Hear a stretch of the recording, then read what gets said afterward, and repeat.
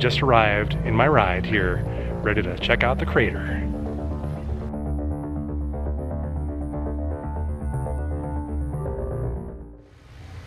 What is up, everybody?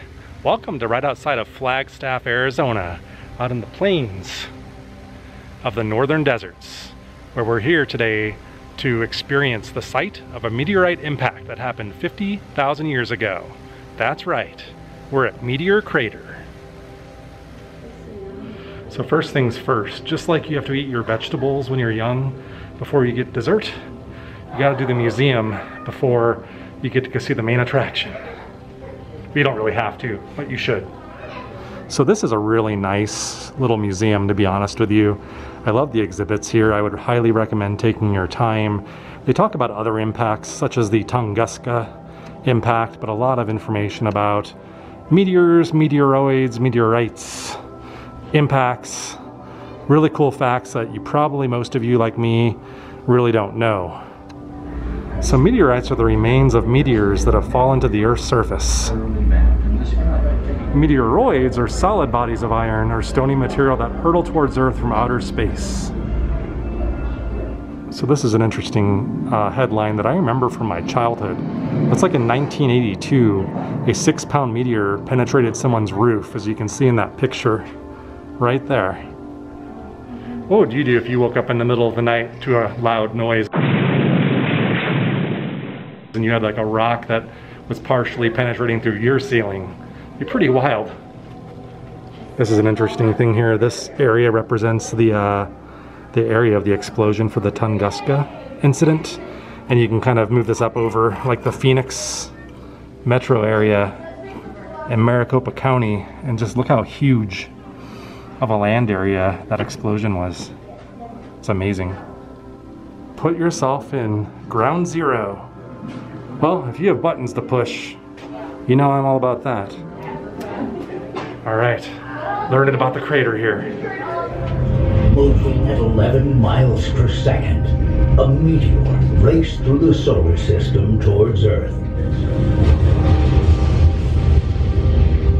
Immense shock waves were created as it approached from the east and spread it with the large plume of debris. It took just 10 seconds and Meteor Crater was formed. So that's basically the abridged version of the movie you're gonna see. The like 20-second version. If you wanna see more detail, go into the theater and watch that. To Meteor Crater, where outer space meets planet Earth. Ooh, another button to push. On February 15th, 2013, a meteor fell over Chelyabinsk, Russia. I remember this. A shockwave.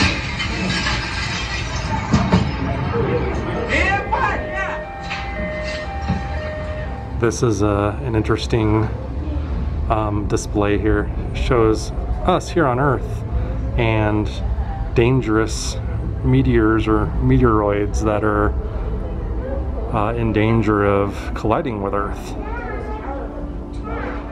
And here, this is really interesting. This is the Holsinger meteorite. It's the largest discovered fragment of the 150-foot meteor that created Meteor Crater that we're going to see today. Check this thing out. Now, I did hear the guide saying they wipe this down with alcohol right now, so you can touch it if you want. Kind of weird to do that, but yeah, like this thing, 1,406 pounds. You can see the scale. It's not that big, really, right? But man.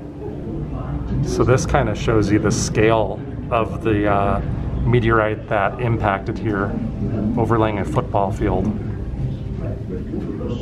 Now, if you do things in sequence and you come to the museum first, you get your first little glimpse of the crater here, but I just want to tease you. Little teasing. See that you can't see the light. Oh, you saw too much.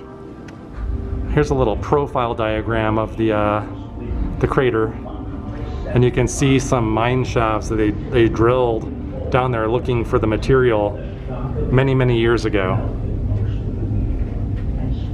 So this is a cool little exhibit. You can design your own meteor impact by configuring a few parameters here let's see here. Let's select an object and we'll do really fast velocity here. And then the diameter, I'm just making everything as big as I can just because I'm immature like that, I guess. We're maxing it out. We're here, let's run the simulation. Total destruction of Earth. I suppose I should not be surprised. The largest comet you can configure. Every stat pumped up to its fullest, and I destroyed the Earth. How do you like that? Tons of interactive displays here in the museum. Very informational, really interesting. So if you're really into meteorites and anything like that, I think this is really going to interest you very much. My only slight weirdness with this whole experience is it is crowded here today. I've never been here several times before, especially in the age of the pandemic here. So a little uncomfortable at times. People definitely are not obeying the signage on the floor as much, so trying to keep as much distance as possible. But they do attempt to have some law and order around here. So overall, yeah, I really enjoy this museum and highly recommend it. You really should start your journey here, but if you're really short on time, I suppose you can cut to the good stuff, which we're about to go see right now. Okay, so once you were a good student and did the museum, you're then allowed to come outside here to see the main attraction. Meteor Crater. Ladies and gentlemen, I give you Meteor Crater. Oh yeah. It's actually too large to get all in frame at the same time. I always have that issue here. It is that big, folks. Oh my God.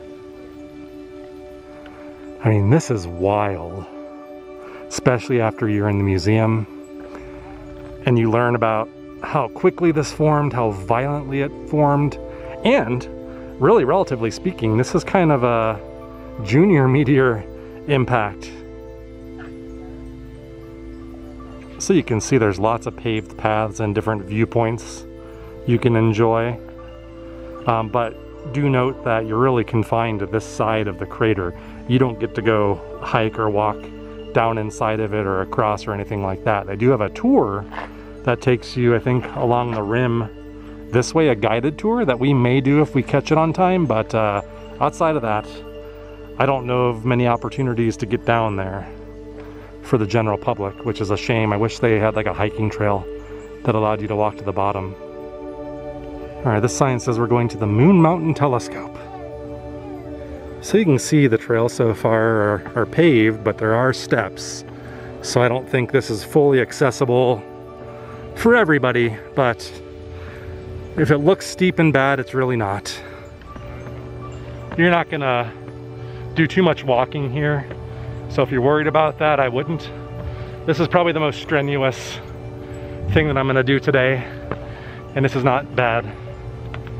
Now you could see like a paved trail, I think, right beyond this building there. If you look carefully, that's that guided tour. I think they do it every hour or so approximately, maybe every 40 minutes.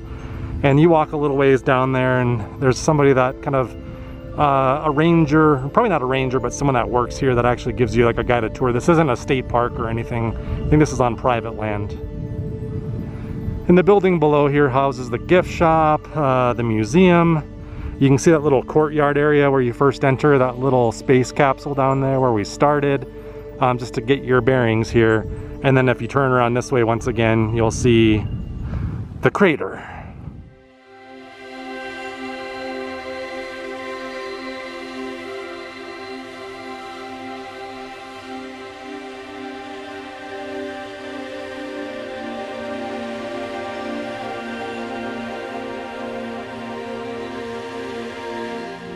It's really hard to get this whole thing in frame.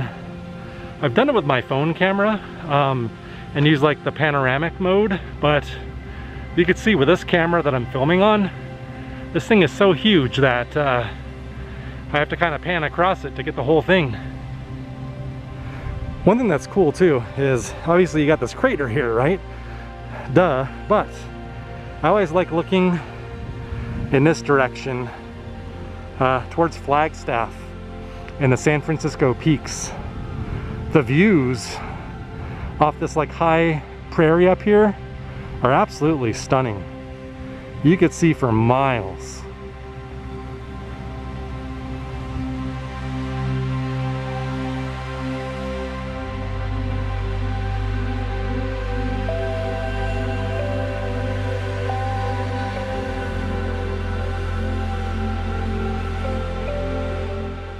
Now at the very bottom there, I think where you see that kind of gray colored stuff, there were some attempts to try to mine out fragments of the meteor.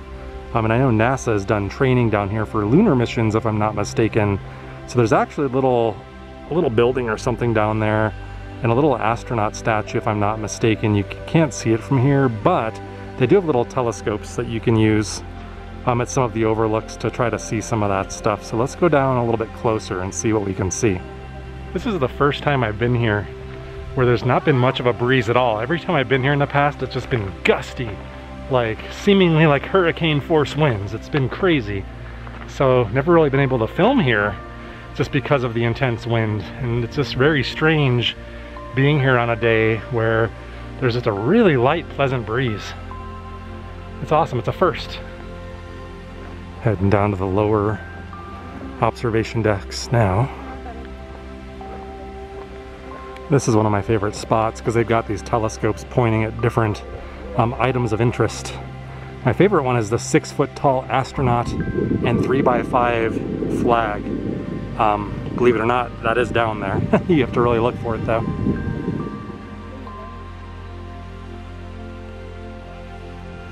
So I'll try to describe some of the things that I saw down there. I saw like a fence and what looked to be like a shaft. I think where they tried to mine some of the meteorite material without success, I believe, out of there. There's also a fence that has like an American flag and astronaut on it. And it's sure enough, it's there. You can't see it from up here. I can actually see the flag with my own eyes from here, barely. Doubtful you're gonna be able to see it though. I'm zoomed in as far as I can go. The sun's out, so I can't really see my viewfinder well, so not sure if you guys can see the American flag that I see. All right, I'm just trying to continually be on the move to just not get caught up in large groups of people. So part of my mind was, you know, coming here would be okay because it's a lot of it's outdoors, this observation area. In the pandemic times, I like to be outdoors, but there is an indoor museum portion, as you saw. And yeah, it's been very crowded indoors and out. Outdoors you can do a little bit better to kind of control the distancing, but when you're inside, it all kind of goes out the window at times. So it's interesting how, you know, people take precautions with masks and all that, and I'm not trying to be political in any way, but yeah, people are brave, braver than me. I'm gonna try to take advantage now of down here with nobody here. You could see though, within seconds, how quickly things can fill up, and they'll be down here in a moment. So I only had time to maybe look in 2 telescopes, and then a huge crowd showed up. So you can see the opportunities to have some space around here are very limited. And trust me, people do not mind your personal space. But when you do get spots to yourself around here, it's quite amazing. So science tells us about 50,000 years ago, in the skies out of the east, we would have seen a flash of light and a meteor descending down to Earth to impact right here at 26,000 miles per hour. Boom. Impacting right here. I'm standing in it. Man, it blows my mind. Maybe I'm easily entertained, I don't know, but yeah, to me these things really put the awe in me. The awe of what nature can do. And this is nothing. Nature can do much worse, as the dinosaurs would tell you. Well, I feel like I did a pretty thorough exploration of the overlooks here. Enjoyed myself. Time to head back up to the building.